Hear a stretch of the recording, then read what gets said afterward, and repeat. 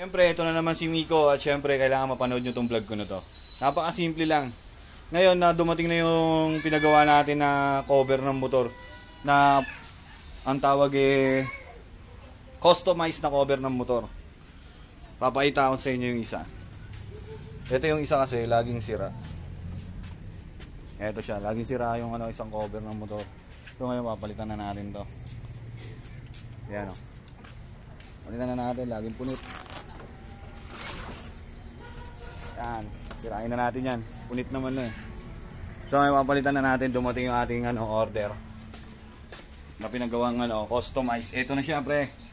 Yung pina-customize natin. Ngayon bubuklatin na natin. Kukunin ko lang yung pambukas.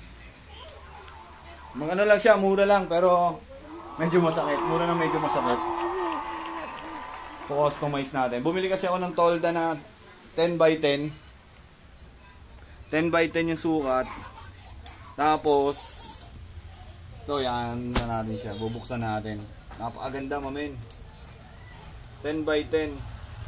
Napang cover ng motor. Kaysa yung bili ka ng bili ng Shopee, maarawan. Kasi walang parking, nasa labas lang. Maarawan siya. Tapos, maulanan, masisira lang din. Ito, kahit pa paano, gumastos na tayo ng matindi. Pero, affordable naman siya. Okay naman yung ginawa sa atin. Sa pinapostory natin. Ito. Pakita ko sa inyo ang unbox. Unbox natin. Unbox, wala nga pala itong box. Kaya tatanggalin natin yung tali. Kaya buklat ko lang. Kaya makikita nyo. Mike, patulong nga ako. Buklatin natin. Kuya, palika, patulong ako. Paano mo si Papa habang binubuklat yun. Ito na siya, tol. Baka mga kuya. Harap. Ganda. Yan o. Malaki. Kasi dalawang motor na magkatabihan mga tol. Ayan, laki no. Ngayon, wala na akong problema kahit maulanan siya.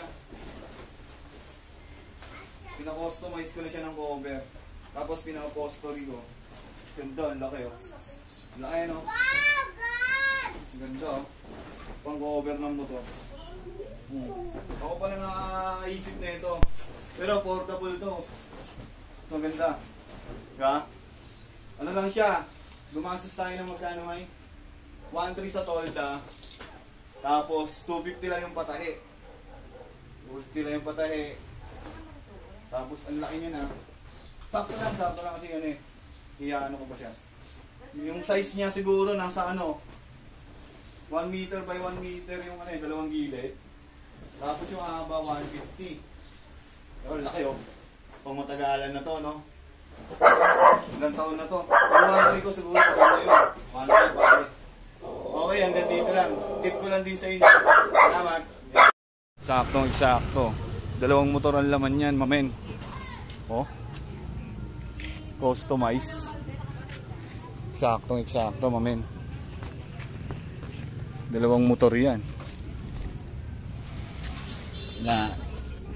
Oh. Sakto yan mga tol. Dalawang motor. Hindi na siya ngayon iwan ko pa kung tatamaan pa siya ng ulan. Ito may sobra lang dito. Ayusin ko lang mamaya. Baklasin ko lang muna ulit. Pero eksakto. Ngayon customize natin tol ng mga cover. Oh, angas no. Sakto yan. Okay, yan na yung finished product mga tol. Sa panonood, sana nagustuhan nyo. Thank you.